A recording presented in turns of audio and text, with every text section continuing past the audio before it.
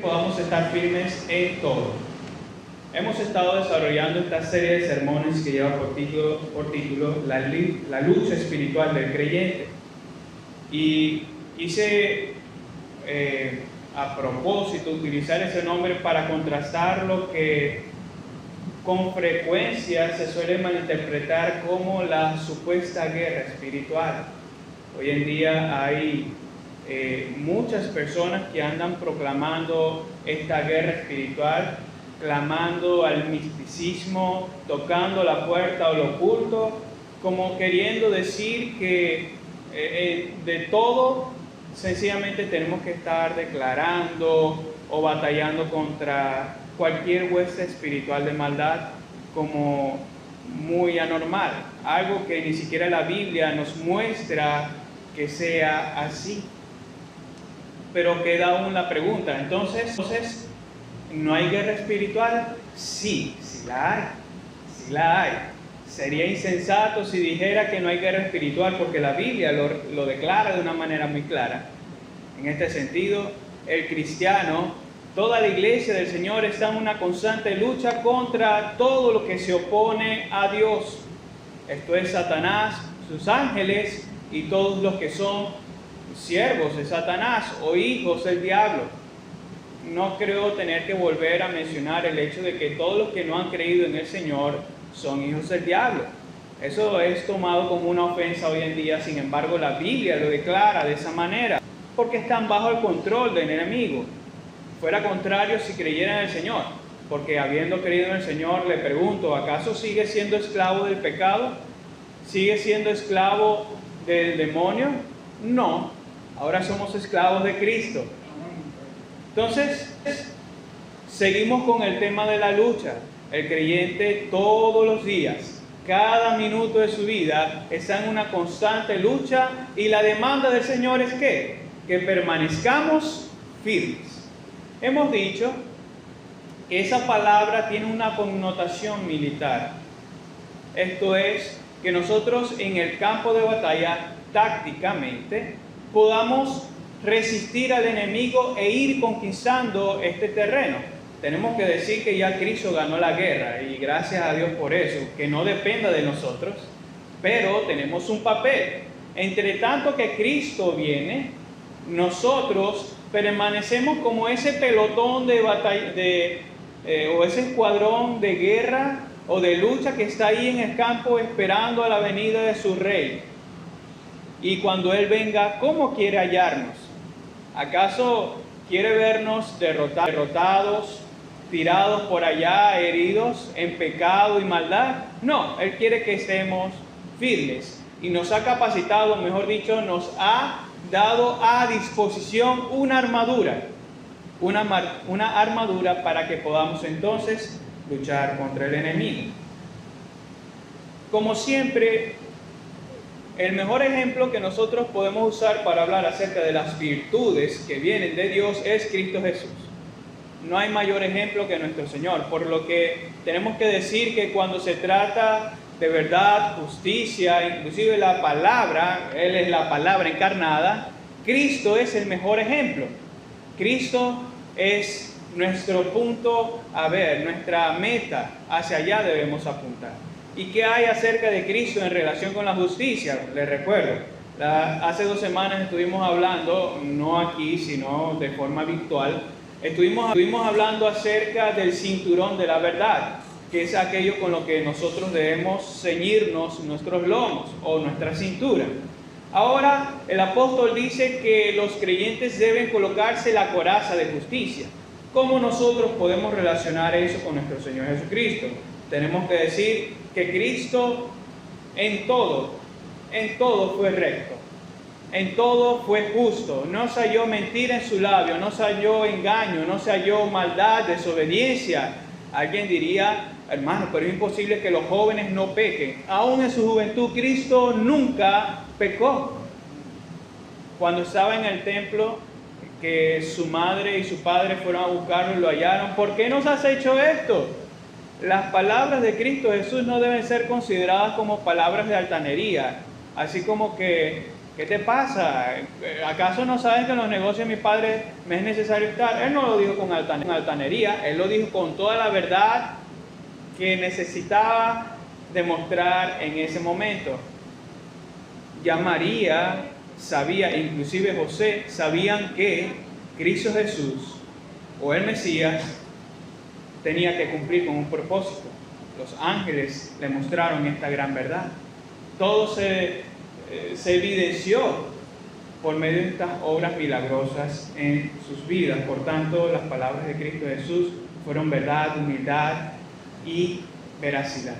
En este sentido, amados hermanos, quisiera que tomen en cuenta esa realidad. Cristo nunca pecó, por tanto fue justo en todo. Esto es lo que le sirvió como una protección. Recuerden que la coraza viste no solamente la parte frontal del cuerpo, sino también la parte dorsal, es decir, la espalda. En ese sentido, Cristo nunca pudo recibir de parte de sus enemigos un ataque mortal en cuanto a su integridad. ¿Y qué tipo de enemigos tuvo el Señor Jesucristo? Obviamente fueron escuadrones enviados por Satanás. Personas como los fariseos, los escribas, los sacerdotes, los ancianos, los saduceos, los herodianos y muchos otros más fueron y atacaron al Señor Jesucristo. Lo que más me asombra de todo esto es que, queriendo ellos desacreditar, difamar y hacer todas otras cosas contra el Señor Jesucristo, no hallaron nada contra lo cual acusar al Señor. Nada, absolutamente nada. De allí que cuando el Señor Jesucristo habla en esta última semana en respuesta a las preguntas que estaban dándose contra él, al escuchar la respuesta, sus contrincantes sencillamente dijeron: no podemos contra él. Y es de la misma manera que el Señor nos muestra cómo nosotros debemos resistir al enemigo, siendo justos. Ahora, eso plantea una gran pregunta y confusión en nuestras vidas. ¿Acaso puedo ser yo justo? ¿Acaso puedo yo obedecer a tal punto de la palabra de Dios que mi justicia pueda cubrirme de todo ataque del enemigo? Si su enfoque es su justicia, entonces créalo, no va a poder resistir. Porque el enemigo va a hallar una gran abertura en su armadura. Porque la realidad es que nuestra justicia es paupérrima. No hace nada. De allí que nuestras mejores obras de justicia sean como trapos de inmundicia delante de Dios. Y de eso vamos a estar hablando un poco más adelante. Entonces, Cristo fue justo en todo y nosotros debemos seguir ese ejemplo. Es poco probable que de este lado de la gloria alcancemos esa rectitud de nuestro Señor, sin embargo, proseguimos hacia esa meta. Entonces, ¿qué debemos considerar de todo eso? Que debemos permanecer firmes. Y esa es la pregunta con la que quiero iniciar entonces y al mismo tiempo culminar. No estamos terminando, pues estamos. ¿Estás firme? ¿Estás firme? Hagámonos una y otra vez esa pregunta, porque esa es la exhortación de Dios por parte del apóstol Pablo. ¿Están firmes? Quiero hablar entonces en primer lugar acerca de la justicia. Recuerden, la exhortación de Pablo es que nos vistamos también de la coraza de la justicia. Esta palabra justicia necesariamente nos lleva a hablar acerca de esa doctrina de la justificación. Muy probablemente muchos de los que estamos aquí ya escuchamos acerca de esta doctrina. Entonces, prestemos atención a esto. Quiero dar una breve explicación para entrar a este tema de la justificación. Recuerden que el apóstol Pablo está hablando acerca de esta armadura de Dios. Y esta imagen de armadura es una ilustración que utiliza el apóstol Pablo para hablar acerca de las virtudes de las cuales cada creyente debe vestirse si es que quiere permanecer firme. Y de hecho, si es que quiere no, si es que ha de permanecer firme. porque si hemos creído en Cristo se supone que deberíamos querer, y es un deber en nosotros.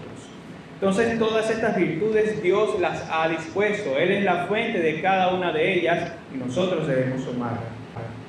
Entonces Pablo exhorta a que nos coloquemos no solamente la verdad de Dios, sino también su justicia. ¿Y cuál es el prerequisito para que nos vistamos con la coraza de justicia? ¿Ha pensado en eso?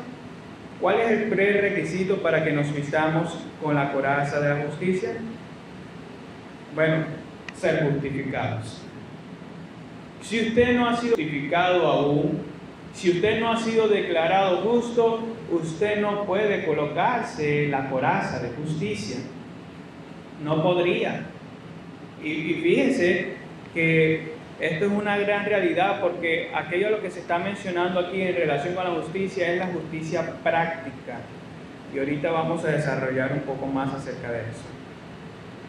Pero ¿qué es la justificación? La justificación es uno de los términos más usados por Pablo en sus cartas. ¿Se ha dado cuenta? Que en la carta a los romanos, en la carta a los gálatas, en la carta a los efesios y así en otras cartas, el apóstol Pablo por lo menos una sola vez habla de la justificación, que es ¿por qué? Por la fe. Que es por la fe.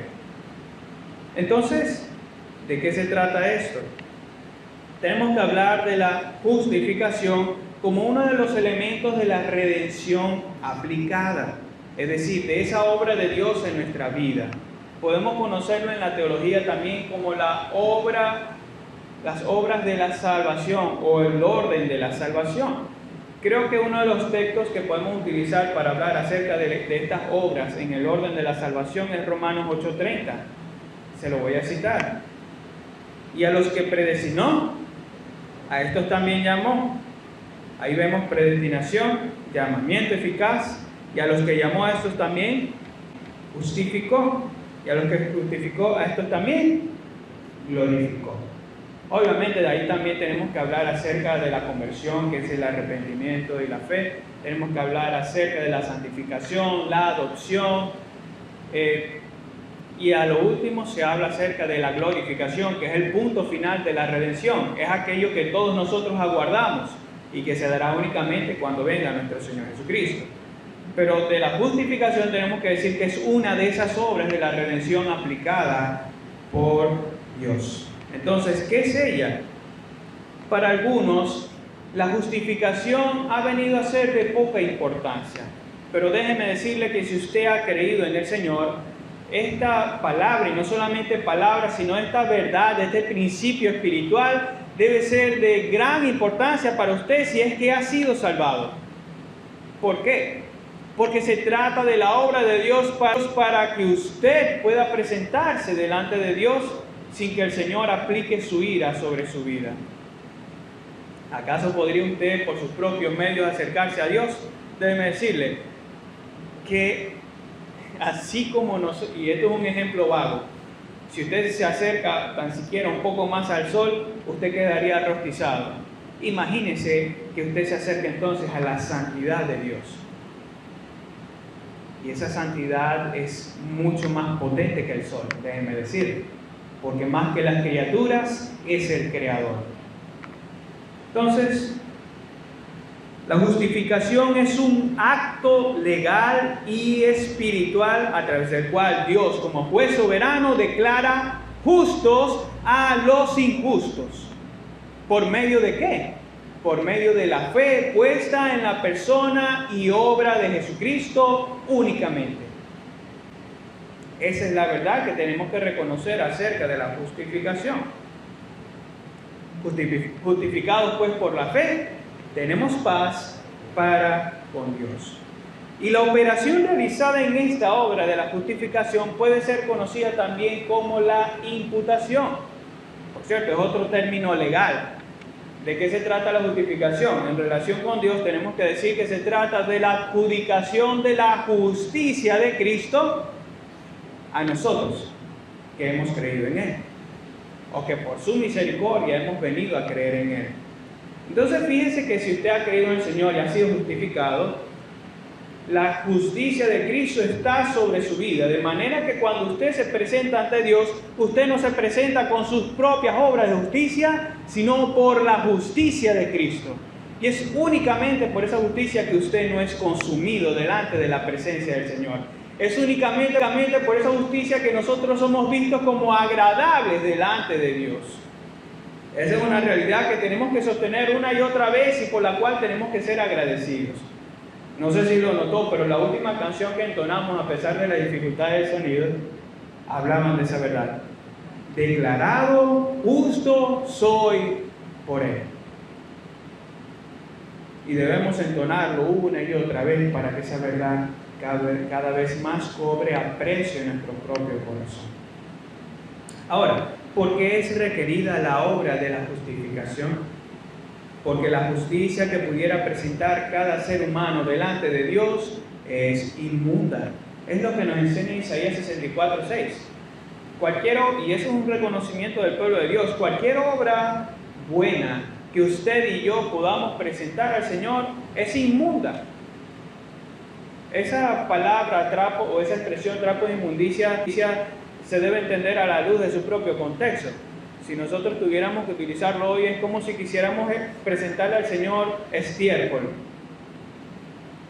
Es como si quisiéramos presentarle ante el Señor estiércol de nosotros o cualquier otra cosa. Así de ofensivo es presentarle nuestra justicia al Señor.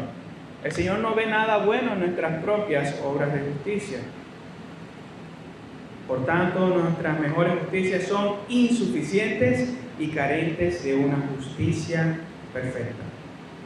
¿Y cuál es el estándar de Dios en relación con la justicia? El Señor ha establecido que para ser salvos, nuestra obediencia a su ley sea perfecta y permanente. Por lo cual dice el apóstol Pablo, citando a la ley de Moisés, el hombre que haga estas cosas vivirá por ellas. Y él no estaba mintiendo, él estaba acudiendo al pacto de obras que Dios había hecho con Adán. Obviamente eso no está tan explícito en Génesis, sin embargo se va a poder dar cuenta que realmente allí hay un pacto. ¿Qué le dijo el Señor a Adán allá en Génesis 2:15? De todo árbol del huerto podrás comer. Es decir, eso habla de los beneficios del pacto. Podrás vivir, pero del árbol de la ciencia del bien y del mal no comerás. Esas son las estipulaciones del pacto, los límites. Puedes hacer todas estas cosas, menos esta. ¿Y cuáles son las consecuencias de la desobediencia al pacto? Porque el día que de él comieres, ciertamente morirás. El Señor estableció ese pacto por obras. Si lo obedecía, viviría. Si lo desobedecía, moriría irremisiblemente. Y así sucedió, razón por la cual hoy en la humanidad ha entrado la muerte por causa del pecado. Gloria a Dios que por causa del segundo Adán, muchos vienen a la vida. Pero no nos adelantemos todavía. Tenemos que seguir declarando lo siguiente. ¿Qué pecador insensato se atrevería a afirmar que ha logrado obedecer a la perfección la ley de Dios, como reclamando justicia propia delante de Dios? ¿Qué pecador insensato haría eso? Porque bien lo dice la palabra de Dios, no hay hombre que no peque, solamente uno solo, y ese fue Cristo Jesús, Dios hombre. No se halló mentira en su labio, fue nacido de mujer y nacido también bajo la ley, y la obedeció a la perfección. Ese fue el único hombre que pudo obedecer a toda la ley santa del Señor, cuya obediencia fue perfecta y permanente. Y si cada persona pecadora no cuenta con la justicia requerida por Dios para la vida, entonces cabe muy bien la pregunta, ¿qué le espera a estas personas? La ira de Dios. Porque la ira de Dios se revela desde el cielo contra toda impiedad e injusticia de los hombres que detienen con injusticia la verdad. Eso es lo que espera seguramente a todos aquellos injustos que tratan de acercarse a Dios con su propia justicia, pero siendo sencillamente obras que no sirven de nada. porque no tienen la justicia de Cristo. Solo aquellos que han estudiado la gravedad, o que han entendido, la gravedad de su condición de pecado, y que también han acudido a Cristo Jesús como su Salvador, pueden apreciar esta obra de la justificación y atesorarla también en sus corazones.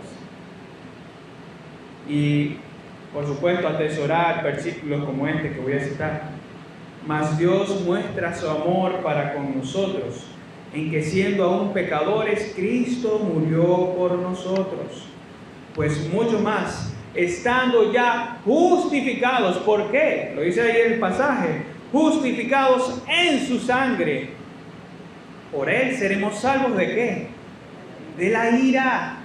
De aquella ira que está reservada para todos los injustos. Si somos justificados en la sangre de Cristo, somos librados de esa ira terrible. Porque si siendo enemigos fuimos reconciliados con Dios por la muerte de su Hijo, mucho más estando reconciliados, seremos salvos por su vida. Amén. Tenemos que apreciar esas verdades para que entonces podamos honrar y alabar al Señor y decirle gracias, Señor, porque siendo injusto por la fe que tú me diste para ponerla en Cristo, hoy puedo ser justo en Cristo Jesús.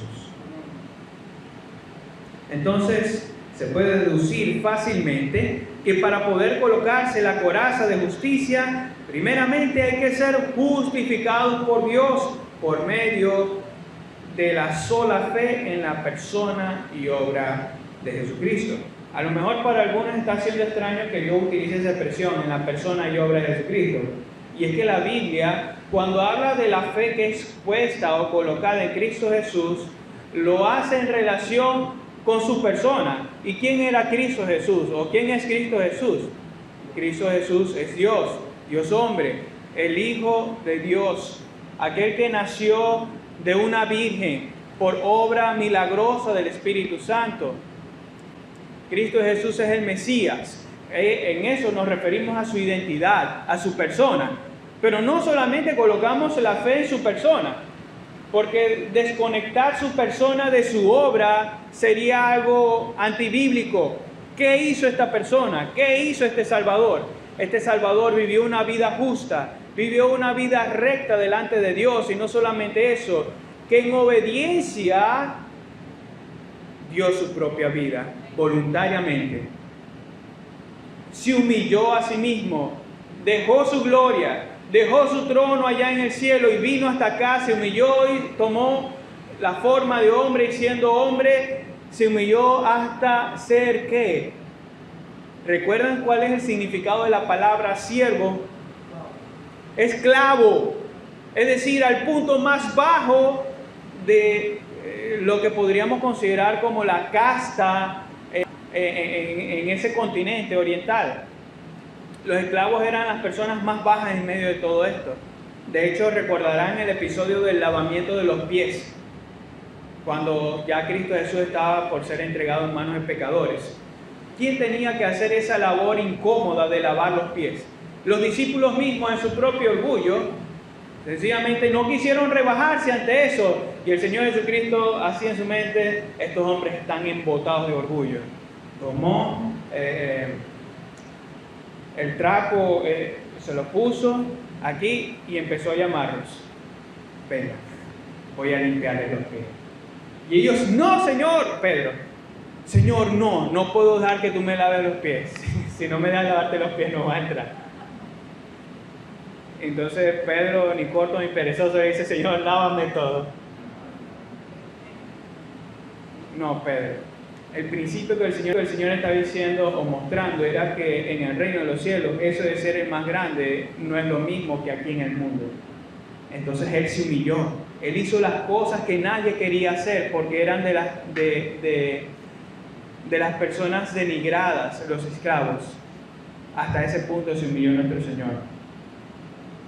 Fue tan humillado que lo escupieron, lo abofetearon, se burlaron de Él, jugaron suerte para tomar sus ropas, sus vestiduras. Le dieron hiel, vinagre, hicieron todas estas cosas malvadas con Él. ¿Y lo merecía acaso? Lo decíamos esta mañana en los cantos. Él no merecía nada de eso. Y sin embargo, todo eso lo hizo. Esas son las obras en las que hay que creer en relación con Cristo. Si nosotros desconectamos entonces sus obras de su persona, estaríamos creyendo en otro Cristo. Por eso es que debe ser centrada únicamente en la persona y obra de Jesucristo solamente. Oh pecador, ¿qué esperas para venir a aquel único Salvador? ¿Qué esperas para venir a aquel único Salvador que puede hacerte justo en su justicia y librarte de su ira? No esperes más. Lava tus manchas en la sangre eficaz de Cristo. Lo segundo de lo que quiero hablar es de esa justicia de Cristo. Hablamos en primer lugar de la justificación. Ahora quiero hablarle de la justicia de Cristo. Si ya has sido justificado, entonces libremente puedes andar en la justicia de Dios. Amén. Libremente puedes tomar todas esas obras de justicia que Dios ha dicho que debemos cumplir y obedecerlas. Sin embargo, todavía hay una incógnita en relación con todo esto. ¿A qué tipo de justicia se refiere el apóstol Pablo? Él se refiere a la justicia práctica. Se refiere a todas esas obras buenas que Dios ha establecido para que andemos en ellas. Esas son obras de justicia, la ley del Señor, su palabra. Creo que seríamos injustos si sencillamente decimos, no, es esta y aquella. No, vamos a ser más justos si agarramos toda la Biblia y decimos, aquí está mi Biblia, pero aquí la estoy agarrando, y decir, todas las obras de justicia que el Señor nos dice, son todas las que están aquí. Todas las que el Señor dice, obedézcanlas. Esto es lo que es mi voluntad. Eso es la justicia de Dios.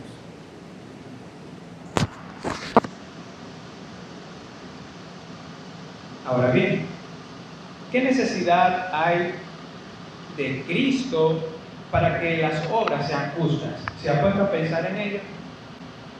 ¿Qué necesidad hay de Cristo para que estas obras o estas buenas obras sean justas? La necesidad de Cristo es total. Total. Pues solamente Dios ve la justicia de Cristo como suficiente y perfecta. Eso es lo que nos enseña Gálatas capítulo 4, versículos 4 al 5. Vamos a leerlo, por favor. Gálatas 4, 4 al 5.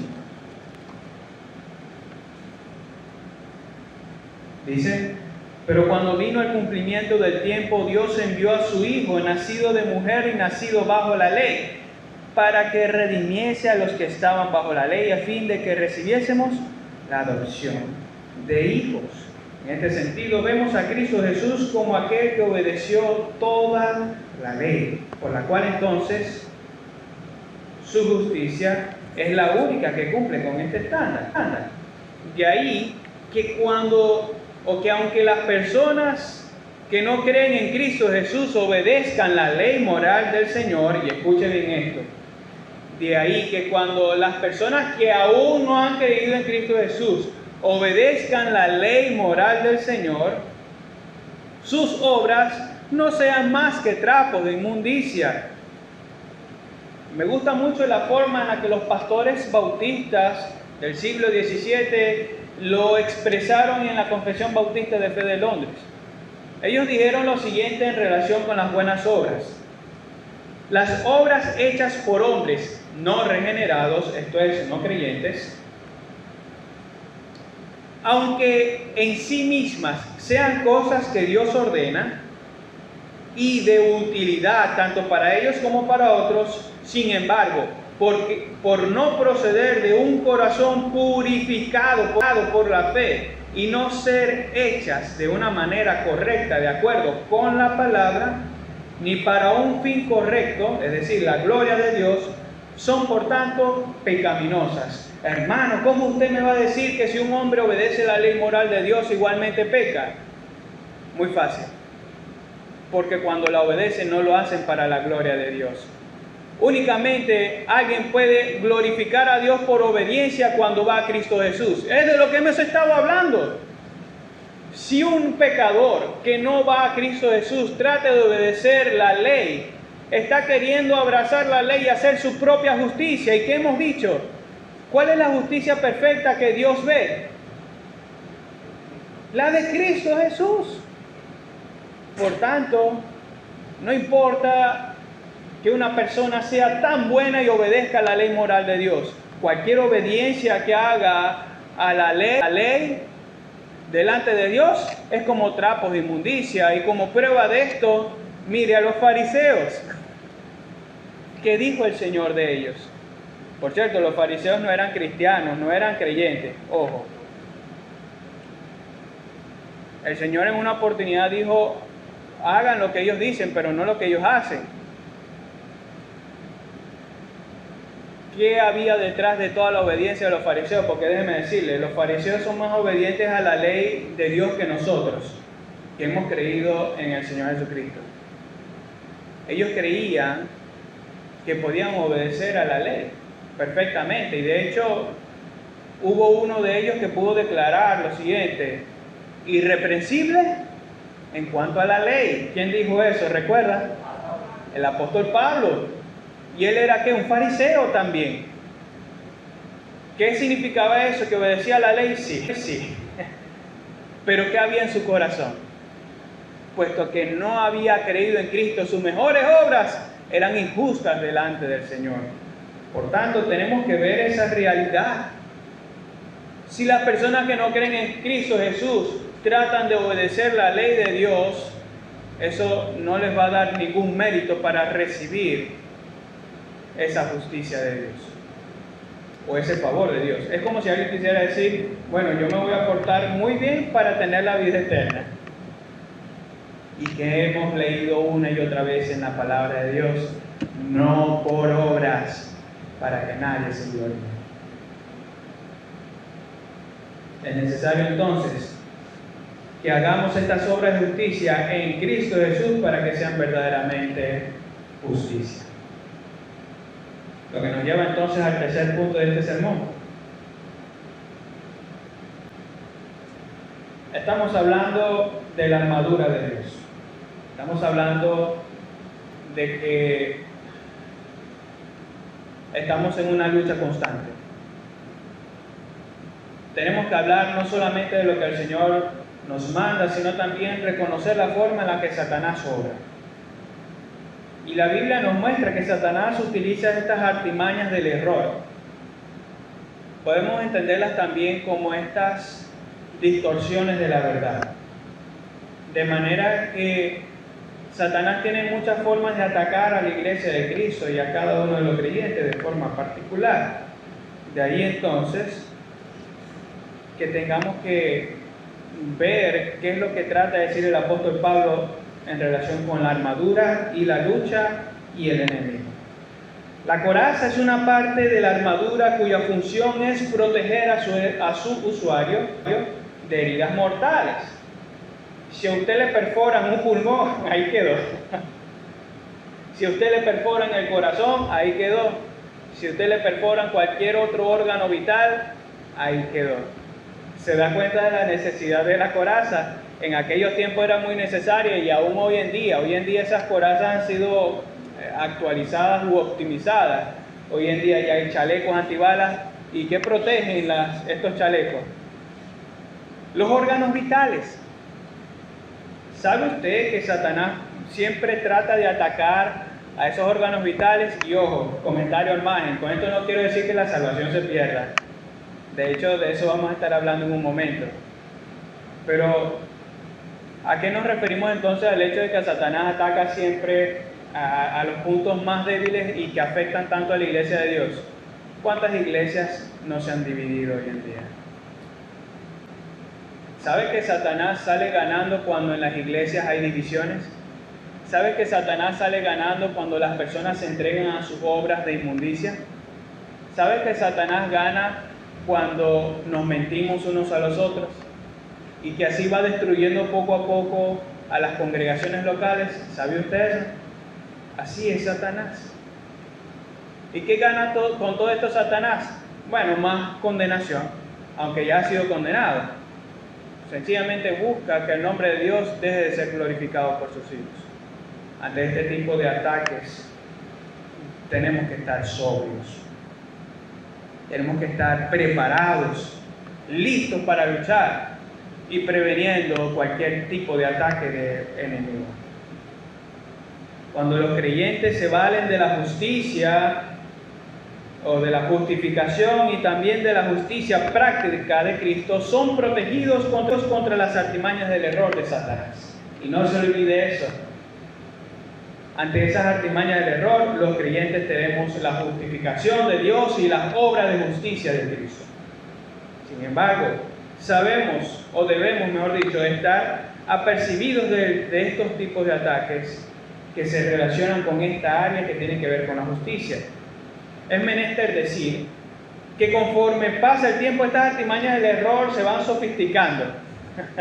En el primer siglo de la iglesia, los ataques de Satanás eran de una forma.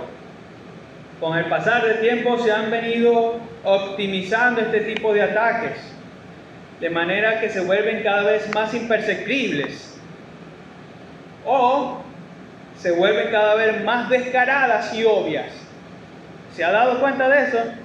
Solamente los escogidos de Dios se dan cuenta de esas atrocidades. A los que no les ha nacido de nuevo, sencillamente no reconocen estas obras del error. Yo me lamento mucho cuando escucho de personas que defienden a estos supuestos apóstoles, que van declarando y decretando y desamarrando y amarrando cualquier tipo de cosas. Esas son doctrinas de demonios, hermano. ¿Y cómo es que tanta gente lo sigue? ¿Se da cuenta que aquellas iglesias están más full de lo que estamos aquí nosotros? ¿Por qué? Porque esas son las artimañas del error de Satanás. En algunos casos son muy descaradas y obvias. En otros casos son muy imperceptibles. ¿Y cómo es que son imperceptibles? Bueno, poco a poco van cambiando la cosa. Una vez un pastor aquí utilizó una ilustración. Él había dicho que en una oportunidad intentaron cambiar un piano de un lugar a otro. Y toda la iglesia reventó. Que ustedes no pueden cambiar eso es tradición, eso no lo podemos cambiar, Bueno, poco a poco, domingo tras domingo, fue moviendo el piano 1 centímetro, 1 centímetro, 1 centímetro, 1 centímetro, y sin que se dieran cuenta, ya el piano estaba otra vez en el otro lugar. Y los hermanos no se dieron cuenta. Satanás es así también. Él va cambiando de formas ligeras, imperceptibles, para que no nos demos cuenta. ¿Cómo es que la sociedad está hoy en día como está? ¿Saben por qué? Porque detrás de aquello que el mundo decía que es bueno, siempre había algo malo. Siempre había algo malo de trasfondo. Un ejemplo que me gusta dar siempre es estas olas del feminismo. Había algo bueno detrás de todo ello, y era que la mujer fuera vindicada, que se le diera su lugar en la sociedad, que pudiera estudiar, que pudiera votar, entre otras cosas. Pero ¿qué había detrás de todo eso? ¿Para qué se han aprovechado las personas hoy en día de esa ola del feminismo? Hoy en día explotó el movimiento homosexual. Hoy en día explotó los asesinatos. ¿Sabe quiénes son en muchos casos los más asesinados? Los bebés. ¿Y la iglesia qué hizo en medio de todo eso? Hoy la iglesia está protestando, eso es cierto.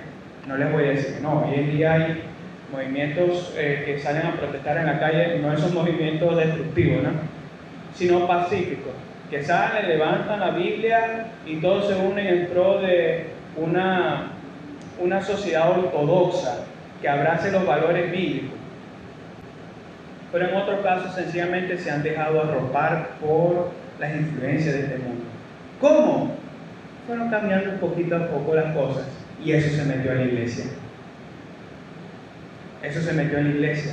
Solamente cuando dependemos de Dios y buscamos de su presencia y que Él nos ilumine, el Señor nos dará la sabiduría y el discernimiento para determinar cuáles de esas cosas del mundo se han introducido hoy en día en la iglesia y son esas herejías destructoras de Satanás. Me fui mucho del lugar al que estábamos hablando, ¿no? Pero quiero regresar. La Biblia registra varios de estos ataques contra la iglesia de Cristo. Cuando, por ejemplo, Satanás envió a sus tropas de judaizantes a la iglesia de Galacia, ¿recuerdan? Recuerden que estamos hablando de la justificación y de las obras de justicia. ¿Qué sucedía en Galacia? Ya se había hecho una obra misionera, se había establecido una iglesia, se había dado el evangelio de la gracia. Pero una vez que llegaron estos judaizantes, tropas de Satanás, porque así se llaman también en el Apocalipsis, en relación con los judíos, ¿qué se decían de ellos? Ellos son sinagogas de Satanás. ¿Quiénes son estos? Los que aún que se les coloque en la cara que Jesucristo es el Mesías, no quieren creer en Jesucristo. Esos que minan en la iglesia, o que minaron en la iglesia de aquel tiempo. ¿Y cuál era esa mina que estaban colocando allí? Ellos estaban diciendo, sí, tú puedes ser salvo a Jesucristo, pero necesariamente tienes que circuncidarte. Tienes que obedecer tienes que obedecer la ley. Es razón por la cual el apóstol Pablo en su carta escribe lo siguiente: estoy maravillado de que tan pronto os hayáis alejado del que os llamó por la gracia de Cristo para seguir un evangelio diferente. ¿Y por qué es diferente? Porque lo cambiaron todo. Gracia y obra son dos extremos. Cambiaron el evangelio de la gracia por el evangelio de las obras. Obviamente, este es el evangelio mentiroso. Y miren lo que sigue diciendo el apóstol. No que haya otro evangelio, sino que hay algunos que os perturban y quieren pervertir el evangelio de Cristo. Eso es lo que estaba sucediendo en Galacia. El ataque del enemigo se centró en hacer creer a las personas que se podía ser salvo por la obediencia a la ley. Ahora, pregunto yo, ¿la obediencia a la ley es mala?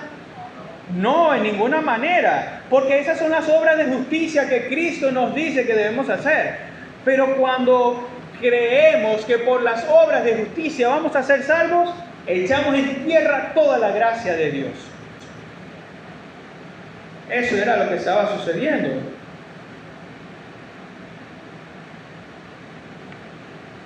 Como si la ley hiciera justa a las personas. Pero ¿cómo respondió el apóstol Pablo ante todo esto? El hombre no es justificado por las obras de la ley, sino por la fe de Jesucristo. Nosotros también hemos creído en Jesucristo para ser justificados por la fe de Cristo y no por las obras de la ley, por cuanto por las obras de la ley nadie será justificado. ¿Por qué? Porque para ser justificado nuestra obediencia debe ser ¿cómo? Lo dijimos varias veces. Perfecta y permanente. ¿Están conmigo, hermano? Perfecta y permanente. Si no, no podemos ser justos. Estos hombres estaban diciendo, no, tú puedes ser justo si obedeces la ley. No, no puedes ser justo por la obediencia a la ley, porque la ley no busca justificarte. ¿Qué busca la ley entonces? La ley busca condenarte. Hacerte ver que por tus propias obras jamás puedes acercarte al Señor.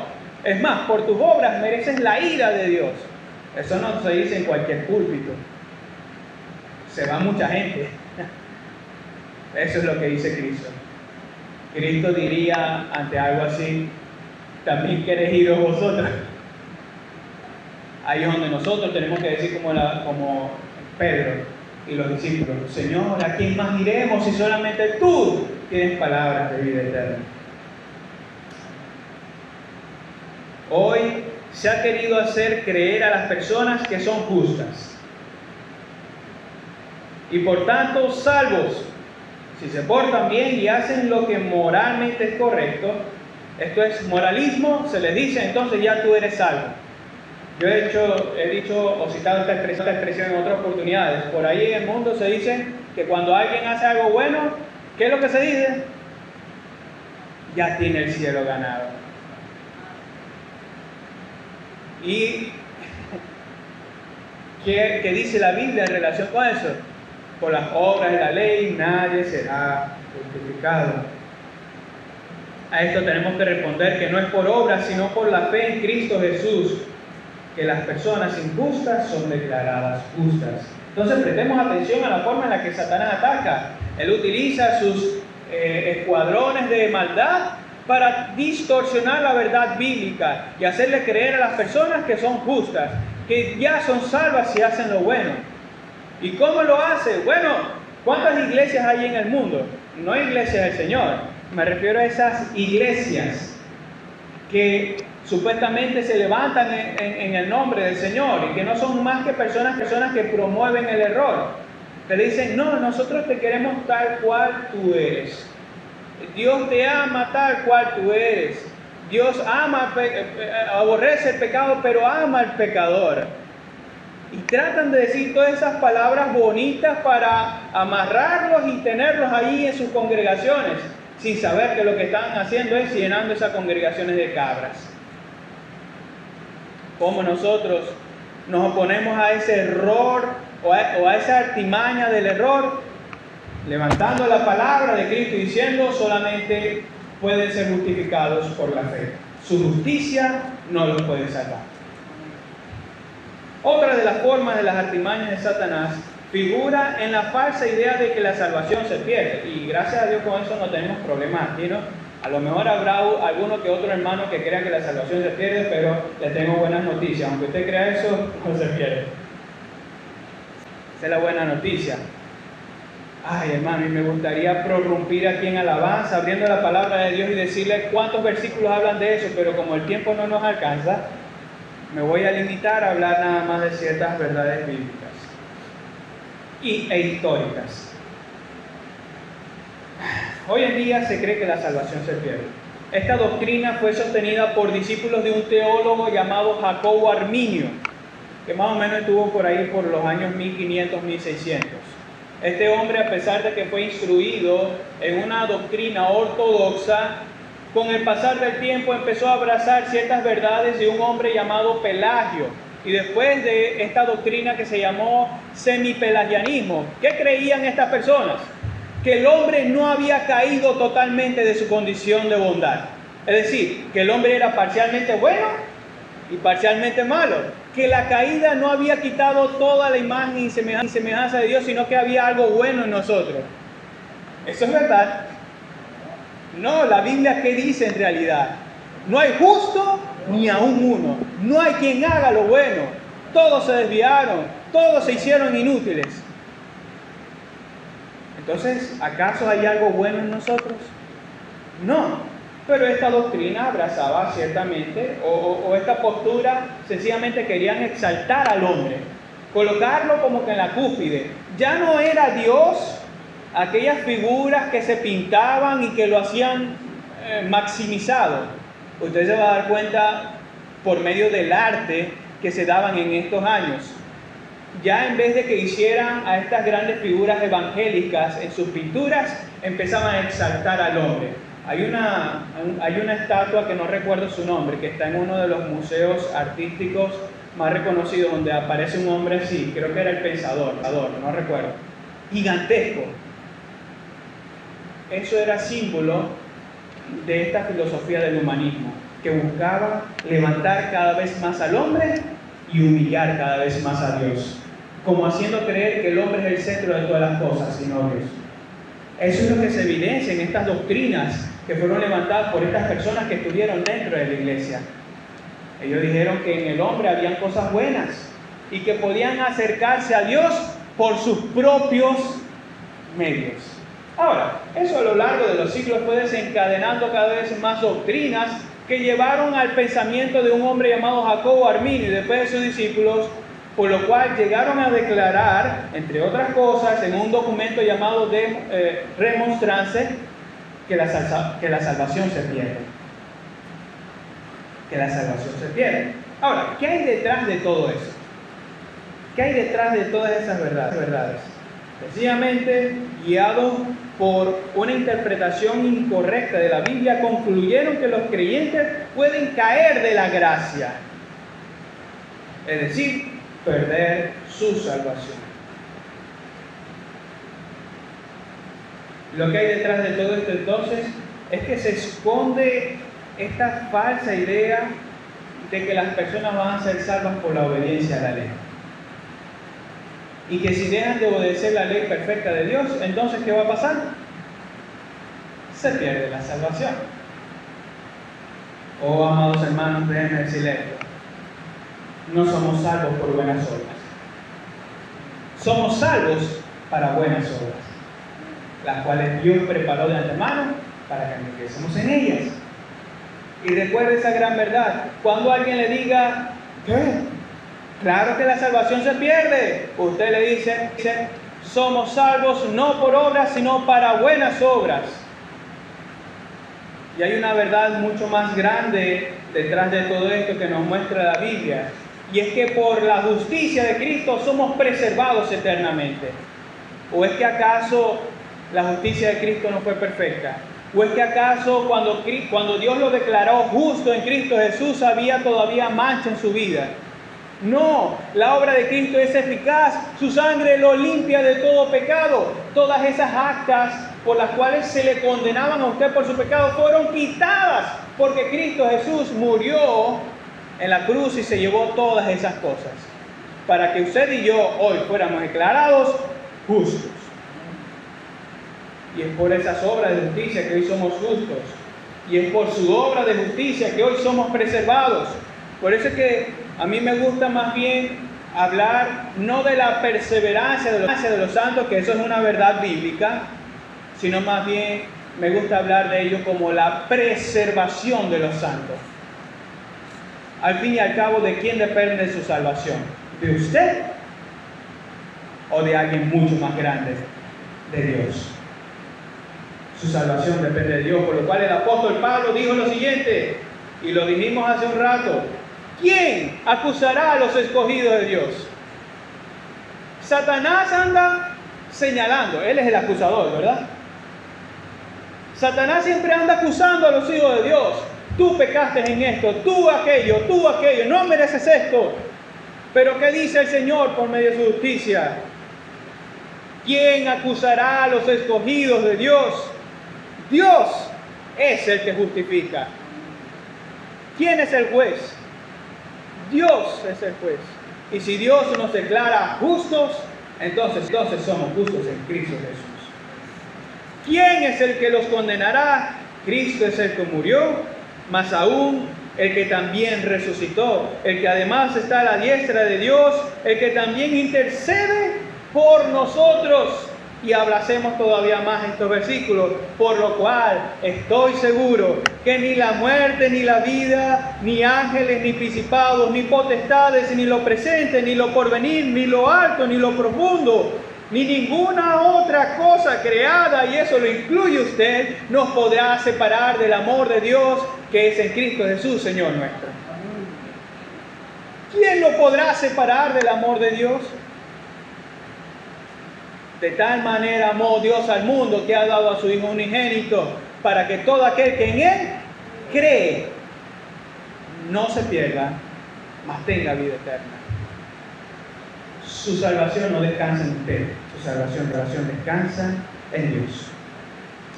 Ya para culminar, otro tipo de ataque que pertenece a las artimañas de Satanás es la tentación. Y recuerde eso, Satanás es el tentador, aquel que tienta. Puede ser que algún creyente se ha llevado a maquinar el pecado de tal forma que crea que una sola vez no importa. Al fin el Señor me ha justificado, y con que peque una sola vez no voy a perder mi condición de justo, ¿verdad? Ay, hermano, tengamos mucho cuidado. Deberíamos llorar si pensamos de esa manera, porque el Señor no nos ha hecho justos para que pequemos.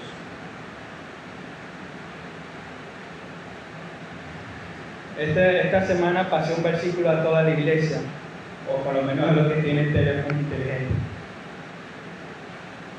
Ni tampoco presentéis vuestros miembros al pecado como instrumentos de iniquidad, sino presentaos vosotros mismos a Dios como vivos de entre los muertos, y vuestros miembros a Dios como instrumentos ¿de qué? De justicia. Esas son las justicias prácticas que el Señor nos manda que practiquemos, valga la redundancia. Son esas justicias en Cristo que el Señor manda que practiquemos. no nos guiemos por la tentación, amados hermanos.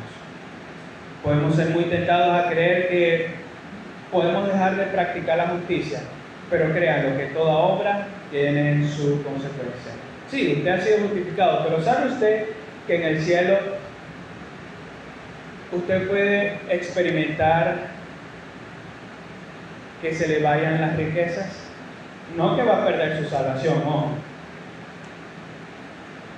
Usted puede tener un galardón en los cielos, pero a medida que usted va pecando y pecando, pecando y pecando, ¿sabe usted que esas riquezas se van disminuyendo? Obviamente estoy utilizando una expresión para ilustrar que en los cielos nosotros podemos hacer que nuestras riquezas sean pocas. Y les pido que no tengan esa perspectiva mundana de las riquezas, no estamos hablando de eso. En el libro de Apocalipsis se habla mucho acerca de las recompensas, ¿verdad? El Señor siempre nos exhorta que nosotros permanezcamos firmes en el Señor para que recibamos un gran galardón. Nosotros podemos llegar a experimentar la pérdida en esas cantidades del galardón que el Señor nos va a dar. No pretendo defender ese punto ahorita, quisiera más bien concentrarme en esta realidad, en el hecho de que el Señor nos manda a practicar la justicia. Una y otra vez lo hace en su palabra. Si fallamos en este sentido, es muy probable que no solo el creyente, sino también la iglesia sea afectada. Usted podría decir, bueno, voy a pecar con esto, al final yo soy el afectado. No piense así, no piense así. Porque el Señor dice que cuando uno se alegra, todos se alegran. Cuando uno se duele, todos se duelen. ¿Y qué hay del pecado? Cuando uno peca, todos nos vemos afectados. No solamente en una consecuencia de testimonio, sino también emocional. La Biblia, en el Sermón del Monte, en las Bienaventuranzas, cuando el Señor dice, bienaventurados los que lloran porque ellos serán consolados, no solamente se trata de un reconocimiento de nuestra maldad por la cual nos entristecemos, sino también se trata de contristarnos por la maldad de nuestro hermano, por el pecado de nuestro hermano. Nos lamentemos porque nuestros hermanos pecan contra el Señor y también contra nosotros. Entonces no crea que su pecado es solamente de usted. ¿Acaso no recuerda que cuando el apóstol Pablo habla acerca de la idolatría, dice, perdón, de la idolatría, no, del adulterio, que cuando alguien adultera, toda la iglesia se ve afectada? ¿No recuerda eso acaso? El pecado particular afecta a toda la comunidad de creyentes. Si usted, y déjenme decir esto con mucha responsabilidad, ¿cómo debemos prepararnos para cada domingo? ¿Usted cree que no orar, no leer la Biblia, no honrar al Señor lo va a ayudar para que cuando venga el domingo pueda ofrecer alabanzas al Señor? De hecho, cuando usted no se prepara espiritualmente para esto, usted puede estar afectando la adoración del Señor. ¿No sabía eso? Por lo cual el Señor demanda de nosotros santidad, no los domingos, todos los días de nuestras vidas, para que entonces podamos elevar manos santas al Señor. Así es como trabaja Satanás entonces. Nos tienta, nos hace pensar y maquinar el pecado y hasta consumirlo.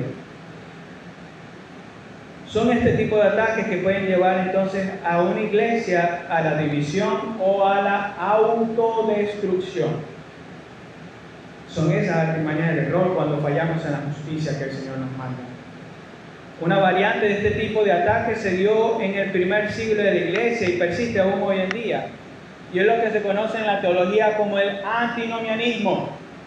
Eso recibe otro nombre. Ese nombre más práctico y más conocido para nosotros es libertinaje. Hubo personas en el primer siglo de la iglesia que enfatizaban o sobreenfatizaban tanto la gracia que decían, no, las obras de la ley no las tenemos que obedecer, tenemos que enfocarnos totalmente en la gracia.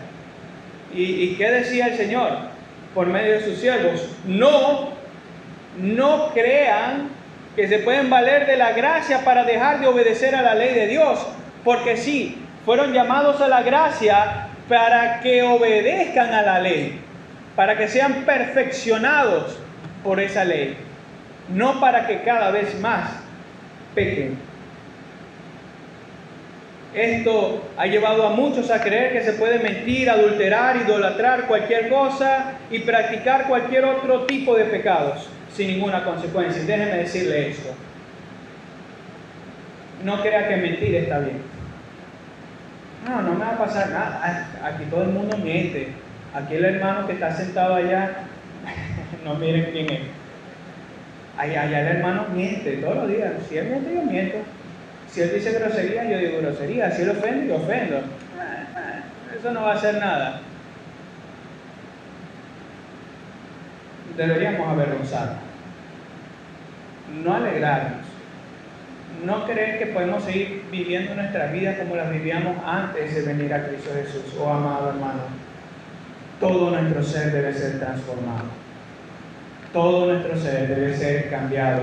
Todo nuestro ser debe procurar parecerse cada vez más a Cristo Jesús. Hasta el punto que lleguemos a decir como el apóstol Pablo, ya no vivo yo, mas vive Cristo en mí. A quienes creen que a los que creen que pueden seguir pecando sin ninguna consecuencia, recuerden las palabras del apóstol Pablo cuando dice que pues diremos, perseveraremos en el pecado para que la gracia abunde. Y esa es la declaración magna contra las personas que promovían el libertinaje y el antinomianismo.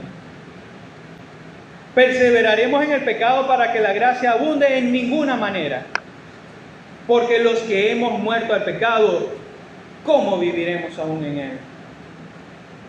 Los que dicen entonces que una vez que somos salvos podemos pecar,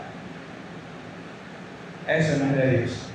Porque bien lo ha dicho la palabra, que si hemos nacido nuevo, que si Dios está en nosotros, no andamos en pecado. Si andamos en luz como Él está en luz, tenemos comunión con Él. En la sangre de Jesucristo, su Hijo, nos limpia de todo pecado. Y de ahí sigue diciendo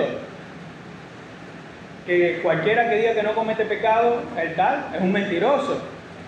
Si confesamos nuestros pecados, Él es fiel y justo para perdonar nuestros pecados y limpiarnos de toda maldad. Y sigue diciendo en el capítulo 2, gloria a Dios por eso. Hijitos míos, os escribo esto para que no pequéis.